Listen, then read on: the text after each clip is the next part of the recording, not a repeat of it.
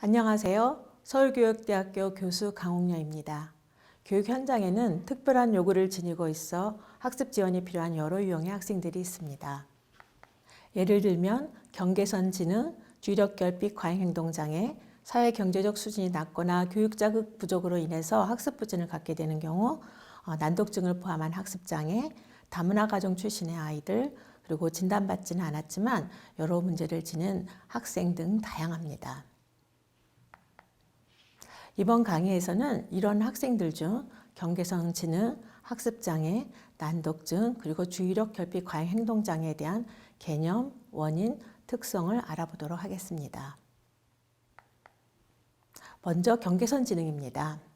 경계선 지능은 간단하게 말해서 표준화된 지능 검사 결과 지능이 70에서 85 사이에 있는 그런 아동들을 말합니다. 이것은 이제 지능의 정규 분포인데요.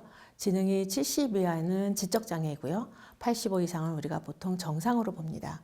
그림에서 볼 수 있듯이 경계선 지능은 지적장애보다는 높고요. 평균보다는 낮습니다. 지적장애는요. 지능으로 보면 지능이 70 이하이면서 동시에 적응 행동도 현저하게 떨어지는 경우를 말하기 때문에 경계선 지능은 지적장애도 아니고 정상도 아닙니다. 그림에서 볼 때 지적장애는 그 마이너스 2에서 마이너스 3까지 이렇게 합하면 2.28%인데요. 경계선 지능은 13.59%여서 계산해 보면 지적장애 약 6배 정도로 추정이 됩니다. 이러한 추정은 현장에서 여러분들이 경계선 지능 학생들을 많이 만날 수 있다는 것을 시사해 주는 것입니다. 경계선 지능에 대한 명칭은 1970년대에는 학습 지진이라는 용어를 사용했지만 지금은 사용하지 않고 있고요. 미국의 정신의학 진단 편람에서는 경계선 지적 기능이라는 용어를 사용하고 또 연구들을 보면 경계선 지능 혹은 경계선급 지능이라는 용어를 사용하고 있습니다. 그런데 이제 교육 현장에서는 또 혹은 정책 위반자들은 느린 학습자라는 용어를 사용하고 있습니다. 그렇지만 이번 강의에서는 편의상 경계선 지능을 사용하고자 합니다. 경계선 지능은요, 경도의 문제를 갖고 있기 때문에 원인이 불명인 경우가 많습니다. 제가 여기서 언급하는 출산 전, 출산 시, 출산 후 요인들은요, 경계선 지능만 해당되는 것은 아니고 다양한 유형의 장애나 문제의 원인에도 해당이 됩니다. 다만 이러한 요인들이 어느 시기에 어떻게 어느 정도로 영향을 미쳤는지에 따라 다양하게 나타날 수가 있는데요. 출산 전은 가족력이나 임신부의 질병, 약물 복용, 방사선 노출, 알코올 중독, 영양 부족 등이 영향을 미칠 수 있고요. 출산 시에는 난산이나 조산 혹은 저체중인 미숙아로 태어나는 경우, 그리고 출산 후에는 뇌손상이라든지 질병 혹은 교육적 자극이나 환경적 요인들이 원인이 될 수 있겠습니다. 경계선 지능은 일반적으로 유아에게는 진단하기 쉽지 않은데요. 그 이유는 신체나 운동 발달은 괜찮은데 인지와 언어가 약간 지체되어서 나타나기 때문에 늦되는 아이로 보이기 때문입니다. 그런데 이 아이들이 학교에 들어가게 되면 가장 두드러지게 나타나는 것이 학습 속도가 느리다는 것인데 학습 속도가 느린 것은 지적 능력이 낮기 때문입니다. 여러분이 이런 학생들을 잘 가르치려면 특성 파악이 중요한데요. 먼저 인지적 특성부터 알아보겠습니다. 자, 이들의 인지 특성은요. 일단 인지 발달이 느립니다. 주의 집중력과 기억력이 부족하고요. 보거나 듣는 것을 정확하게 인지해서 표현하는 시지각, 청지각이 어렵고요. 정보 처리 속도가 느리기 때문에 또 이렇게 학습 속도도 느릴 수 있고요. 고차원적인 사고나 추론하는 것에서도 어려움을 보이는 특성을 갖고 있습니다. 자, 그러나 이런 특징이 있긴 하지만 지적장애만큼 기억력을 아주 못하는 것은 아니고요. 그리고 이 아이들을 이제 교육하다 보면 기계적인 어떤 기억력 이런 것들은 할 수 있기 때문에 여러분들이 교육자로서 이러한 점을 명심하면 좋겠습니다. 자, 학습에서는요, 느린 학습 속도가 가장 두드러진 특징인데요. 이 학생들은 개념, 특히 추상적 개념 학습이 어렵고요. 정보를 조직하거나 정보들 간의 관계를 파악하는 것도 어렵습니다. 그리고 학습 전략 사용이 잘 안 되고 있고요. 또한 배운 것을 필요한 상황에 일반화시키지 못하기 때문에 이런 아이들은 구체적인 지도와 함께 완전 학습할 수 있도록 이제 시키는 것이 필요한 아이들이라고 할 수 있습니다. 자, 이들은 이런 학습 특성 때문에 학년이 높아질수록 학업 실패와 함께 학습의 격차는 점점 더 커지는 그러한 특성을 보이는 아이들이라고 할 수 있습니다. 자, 경계선 지는 학생들의 언어는요, 일단 또래에 비해서 발달이 늦고요. 말귀를 알아듣지 못해서 메시지를 기억하지 못하고요. 언어로 지시를 하면 두리번거리거나 엉뚱한 것을 하는 경향이 있습니다. 그리고 이 학생들은 자신의 생각을 적절하게 표현하지 못하는 그런 언어적 특성을 보입니다. 사회 정서적인 특성을 보면 이들은 주로 수줍음을 많이 타고 위축되어 있습니다. 그리고 상황을 잘 파악하지 못하는 경향이 있고요. 이 아이들도 친구를 사귀고 싶어 하는데 사귀지는 못하고 친구들 주변을 맴돌고요. 주로 어린 아이들과 어울리는 경향이 있습니다. 그리고 일반적으로 보면 자신감이 낮고 이제 뭘 할 때 끈기가 부족하고 학습에 대한 동기가 낮은 것이 특징입니다. 자, 이 학생들의 신체나 운동을 보면 인지나 언어에 비해서 대부분 좋은 편입니다. 그러나 다 그런 것은 아니지만 행동이 느리거나 서투를 수 있고요. 또 처리 속도가 느려서 민첩성이나 정확도가 떨어질 수가 있습니다. 그리고 이제 협동해서 이제 같은 활동을 할 때 상황에서 그 제때 완수하지 못하는 그런 특성이 있어서 인기가 없는 편이기도 합니다. 자, 두 번째는 학습장애에 대해서 알아보겠습니다. 자, 학습장애의 정의는요, 우리가 이제 그 여러 유형의 이제 정의가 있지만 우리나라 장애인 등에 대한 특수교육법에서 이제 내린 정의를 살펴보면 개인 내적 요인으로 인해서, 그러니까 외적 요인이 아니라는 거죠. 듣기, 말하기, 주의 집중, 지각, 기억, 문제 해결 등의 학습 기능이나 그 다음에 읽기, 쓰기, 수학 등의 영역에서 학업 성취에 현저하게 어려움이 있는 사람으로 이렇게 정의를 하고 있습니다. 그래서 외적 요인이 아니고 개인 내적 요인이고 학습 기능, 그 다음에 학업 성취에 문제가 있는 것으로 이렇게 정의를 내리고 있습니다. 그런데 여러 나라의 학습장애 정의의 기본이 되고 있는 미국의 장애인교육법의 정의를 보면요, 좀 더 자세한 내용을 우리가 알 수 있는데요. 여기에는 일반적인 사항, 포함 사항, 배제 사항 등 세 가지 조건으로 제시가 되어 있습니다. 일반적인 사항은요, 특정 학습장애는 언어를 이해하고 사용하는 것과 관련된 기본적인 심리 과정의 하나 이상에서의 장애를 말하고요. 이것은 듣기, 사고하기, 말하기, 읽기, 쓰기, 철자 혹은 수학적 계산 등의 결함으로 나타난다고 이렇게 제시하고 있습니다. 즉, 외적 요인이 아니라 개인 내적 요인인 기본적인 심리 과정의 문제로 학습의 어려움을 갖게 되는 경우를 언급하고 있고요. 그리고 이 용어는요, 지각장애, 뇌손상, 미소 뇌기능장애, 난독증, 발달적 실어증과 같은 상태를 포함한다라고 명시하고 있어서 현재 여러분들이 교육 현장에서 한유시가 되고 있는 난독증이 학습장애라는 것을 분명하게 언급하고 있습니다. 그리고 학습장애는 시각, 청각장애, 운동장애, 지적장애, 정서장애 또는 환경, 문화, 경제적인 불리함이 일차적으로 작용을 해서 초래가 되는 학습에 어려움이 있는 경우는 포함하지 않는다라는 배제 조항이 있습니다. 그러니까 지능이 정상인데 사회 경제적 수준이 낮아서 혹은 교육적 자극이 부족해서 학습에 문제가 있는 경우는 학습장애가 아니고요. 지적장애처럼 장애로 인해서 학습에 어려움이 있는 경우도 학습장애가 아니라는 것을 말해줍니다. 이 대목에서 제가 특별히 언급하고 싶은 것은요, 우리나라 정의에서는 없지만 다른 나라나 학자들의 정의를 보면 지능이 정상 수준이다라는 것이 언급되어 있는 경우가 많다는 점입니다. 즉, 학습장애는 지능이 정상 수준이다라는 것을 여러분이 알고 있으면 되겠습니다. 자, 그래서 우리가 학습장애 유무를 진단하는 중요한 기준은요, 첫째, 학습장애는 정상적인 지능을 가지고 있다는 거, 두 번째는 적절한 교육을 받았고, 세 번째는 사회문화적으로도 적절한 기회를 가졌음에도 불구하고 읽기, 쓰기, 수학에서의 학업 성취가 현저하게 낮은데요. 그런데 특수교육을 반드시 필요로 하는 경우가 학습장애가 될 수 있겠습니다. 자, 학습장애 원인에 대해서는 이제 우리가 뇌손상을 이제 언급할 수밖에 없는데요. 뇌손상을 연구한 그 대상들을 보면 주로 성인을 대상으로 한 경우가 많고요. 그리고 최근에는 또 영상의학의 발달이 이제 학습장애가 신경생물학적 요인에 의해서 비롯된다는 주장을 뒷받침하고 있습니다.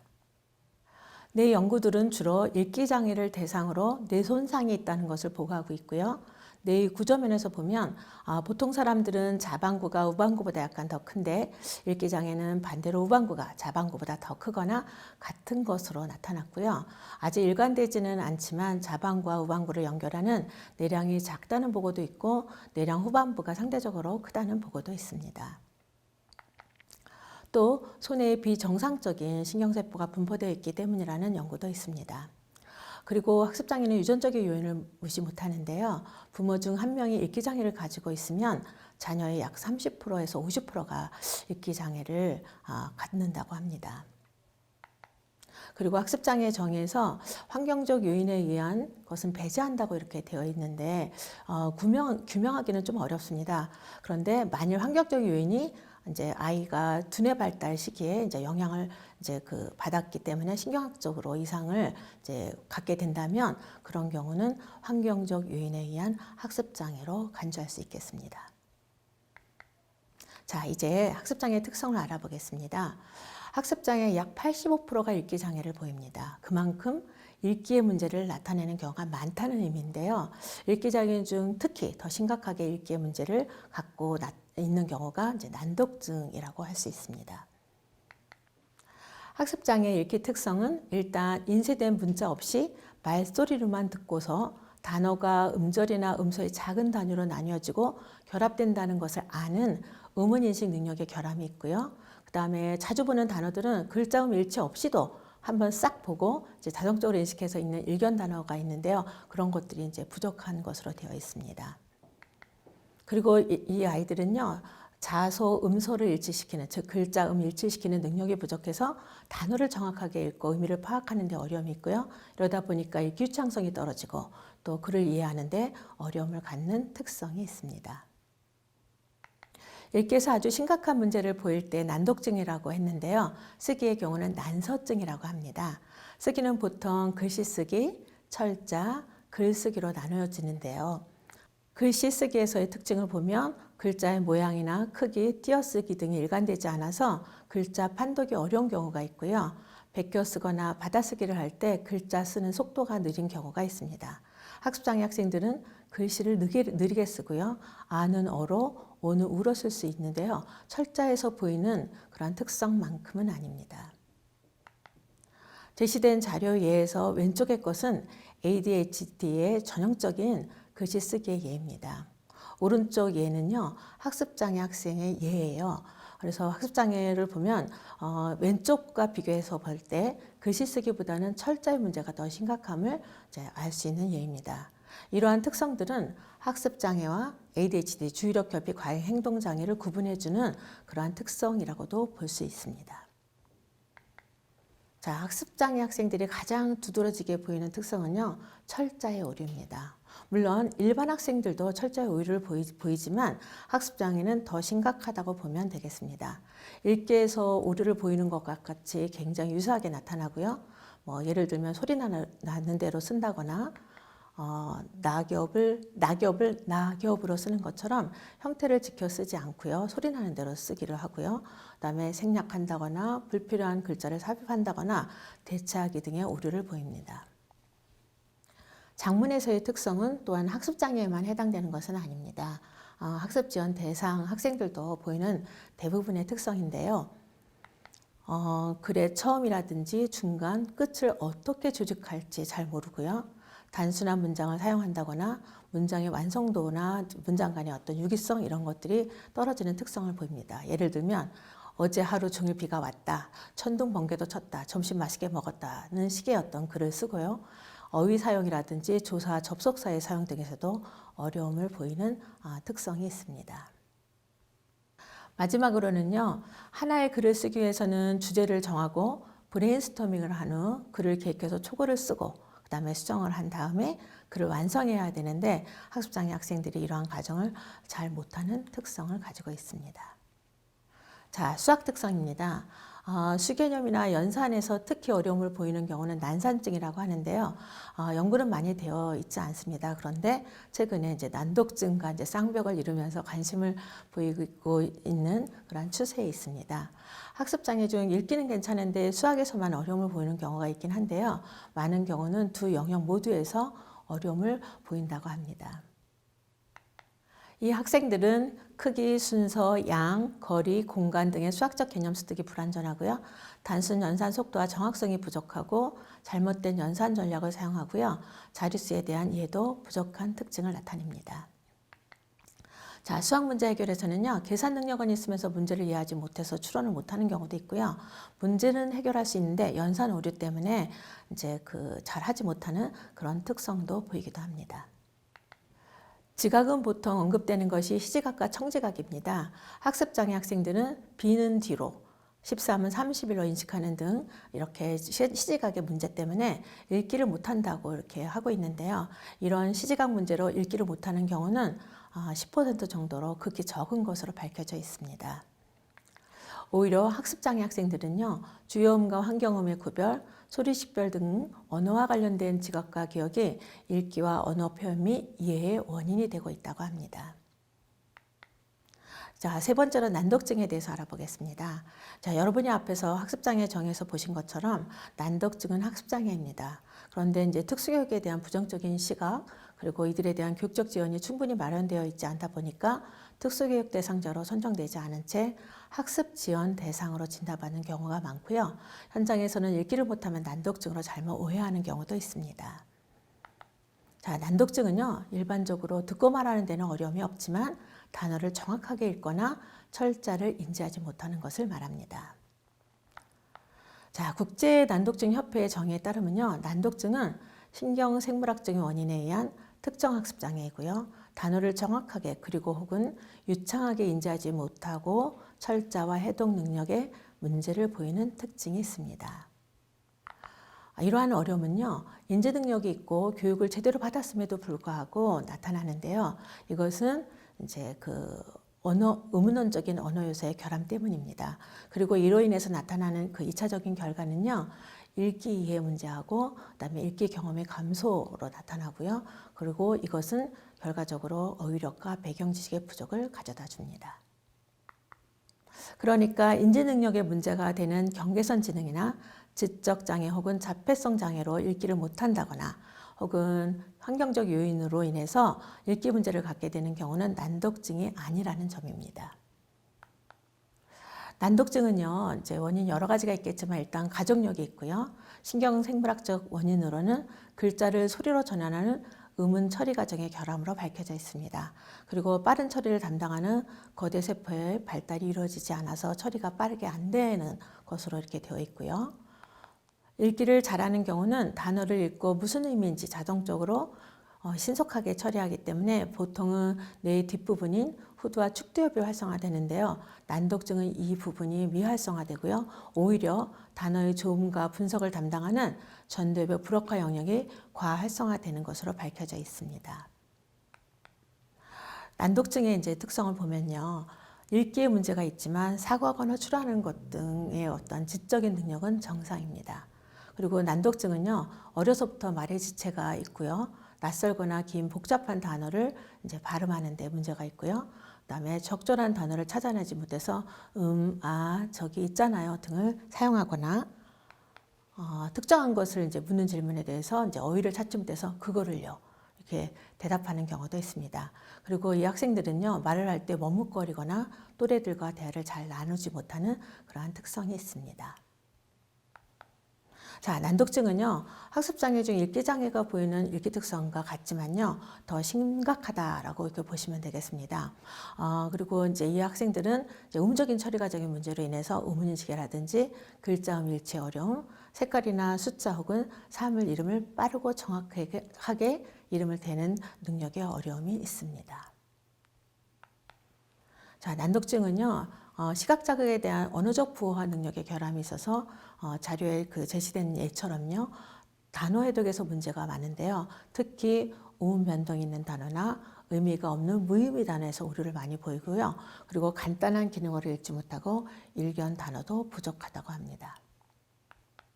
자, 읽기 취약성은요, 읽기에 영향을 미치는데요. 이 난독증 학생들은 또래 아이들에 비해서 읽기 유창성이 떨어지고 오류도 많이 보입니다. 결과적으로 읽기 이력에도 문제가 생기고요. 또 읽기 이력에 문제가 있다 보니까 읽기를 이제 하는 그 양 자체가 이제 부족해서 어휘 지식이나 배경 지식도 부족한 것으로 이어지는 것으로 되어 있습니다. 그다음에 난독증은요, 특히 철자법의 오류가 많은 것이 특징인데요. 이 학생들은 읽기를 많이 하지 못하다 보니까 또 이제 이 어휘 지식이 부족하고 읽기를 꺼려하고 독서를 즐기지 못하는 것으로 이렇게 알려져 있습니다. 자, 그리고 학습은 실행 기능과 관련이 있는데요. 이들은 읽은 내용을 이해해서 말로 표현하거나 들은 것을 글로 표현하는 데 어려움을 나타내서 다른 사람이 대신 읽어주면 더 잘 수행하는 특성이 있습니다. 자, 마지막 주제는 주의력 결핍 과잉행동 장애입니다.